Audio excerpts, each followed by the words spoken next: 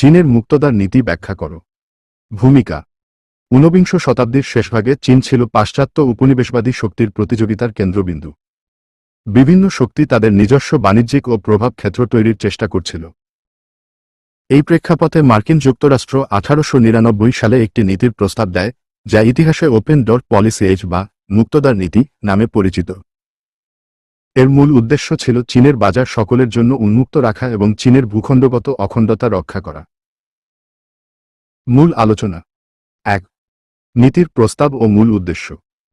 মুক্তদার নীতি প্রথম প্রস্তাব করেন মার্কিন পররাষ্ট্রমন্ত্রী জন হাই। তিনি 1899 সালে Britain, Germany, Russia, France, Japan ও ইতালিকে চিঠি লিখে এই নীতির প্রতি সমর্থন চেয়েছিলেন।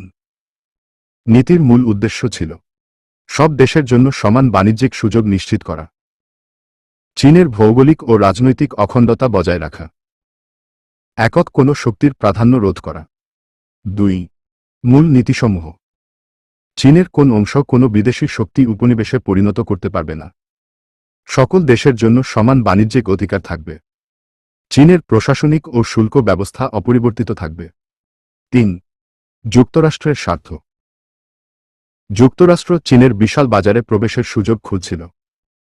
ইউরোপীয় ও জাপানি শক্তির একচেটিয়া প্রভাব থেকে বঞ্চিত না হয়ে তারা চাইছিল বাণিজ্যের সমান অধিকার।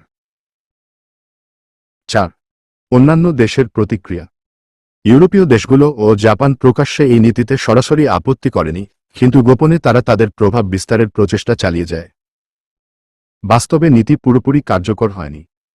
5. নীতির ফলাফল ও তাৎপর্য। চীনের ওপর উপনিবেশিক প্রতিযোগিতা কিছুটা রোধ করা গিয়েছিল। মার্কিন যুক্তরাষ্ট্র একটি নীতিনির্ধারক শক্তি হিসেবে আত্মপ্রকাশ করে।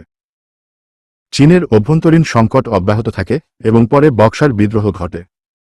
যদিও এটি আদর্শবাদী নীতি হিসেবে উপস্থাপিত হয়, বাস্তবে ছিল মার্কিন স্বার্থ রক্ষার একটি কৌশল।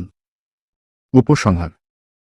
চীনের মুক্তদার নীতি মূলত আন্তর্জাতিক রাজনীতিতে মার্কিন যুক্তরাষ্ট্রের কূটনৈতিক ও অর্থনৈতিক স্বার্থ রক্ষার প্রয়াস ছিল।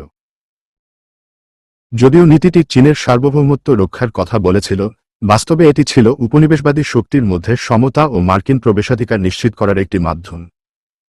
তবুও এই নীতির মাধ্যমে চীনের বাজারে বিদেশি প্রতিযোগিতার নতুন অধ্যায় সূচিত হয়।